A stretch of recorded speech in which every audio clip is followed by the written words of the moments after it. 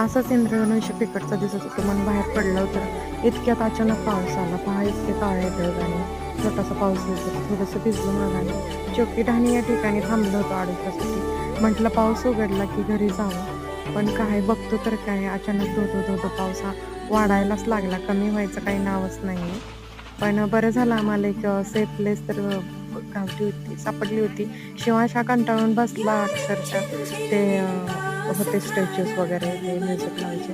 पहा कसा पहिला पाऊस आणि हा पहिल्या पावसाचा आनंद घेताना हा मोह तर कोणाला आवडतच नाही. पडत्या पावसात हा हात बाहेर काढून त्या हातामध्ये पावसाचं थेंब टिपून पुणे हे तर सर्वजण आजपर्यंत करतच आले आहेत आणि हा अनुभव पहिल्या पावसात भिजायला मिळणं हे पण खूपच चांगलं. बघता बघता पाऊस खूपच वाढायला लागला आणि नंतर आम्ही निघालो आमच्या घरी. पहा तोपर्यंत की सगळीकडे रस्ता आणि ट्रॅफिक तर नगर रोड म्हटलं की